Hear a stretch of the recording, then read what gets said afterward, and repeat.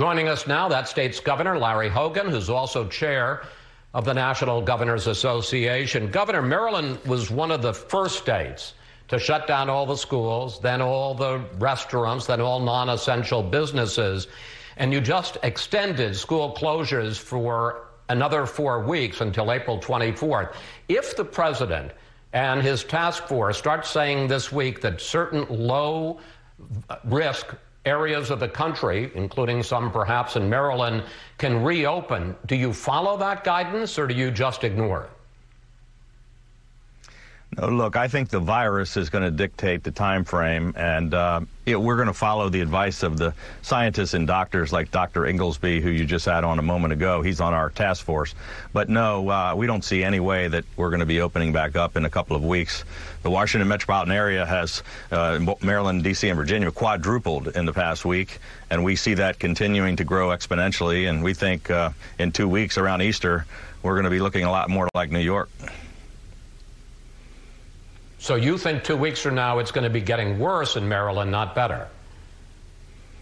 And there's no question about that. I mean, in spite of the fact that we've taken some of the most aggressive steps in the country on social distancing, and we are out front ahead of nearly every state on some of these things, we've been taking unprecedented actions every day for the past 3 weeks. It's continuing to grow at really kind of frightening paces, and we think it's going to be worse in 2 weeks, not better. Do you worry that this talk, and it got a little tempered as the week went on, about reopening, about we don't want the cure to be worse than the problem, it may be giving some people, not just in Maryland, but around the country, a false sense of confidence that, you know, maybe I don't have to do all the social distancing and I don't have to do all of those precautions? It is, the messaging isn't helpful because as the governors out there on the front lines are trying to get people to stay in their homes for everything but very essential things like going out to get food or prescriptions or things that are basic needs for them to survive, and then we got messaging coming out saying that things are okay and you should get back to normal.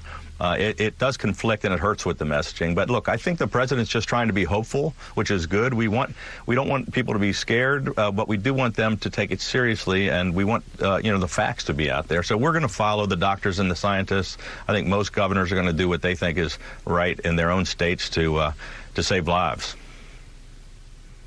We have been hearing a lot about a shortage of ventilators, a shortage of personal protective equipment for healthcare workers, especially in New York City and state. How are you doing in Maryland, and are you getting all the help you would like from the federal government?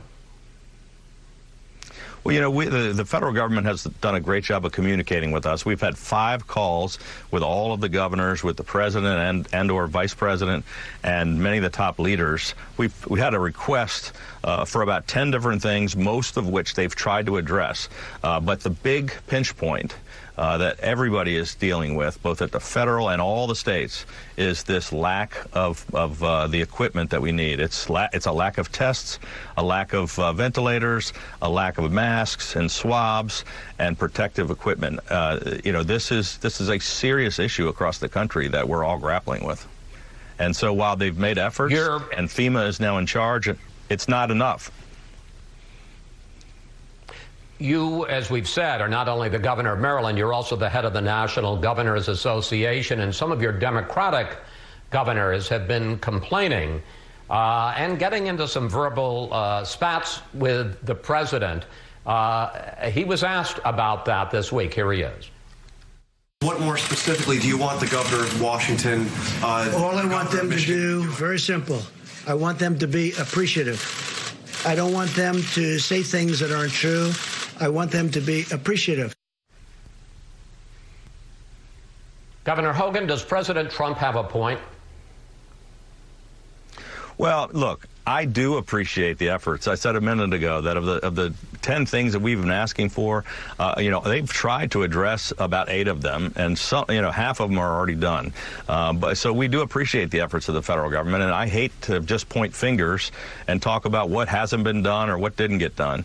We're all in this together, and it's going to take the federal, state, and locals working together to save lives. But there's also frustration out there, just that we're all in the situation we're in, and that the federal government is unable to solve some of these issues, and neither the states are also not able to. So there's frustration out there, but I think we should do less arguing, more working together. Maryland just released information that seems to go against, I think, some of the prevailing narratives. One of them is that half your cases are people under 50, and that you have as many cases of infection of people in their 20s as you do of people in their 60s.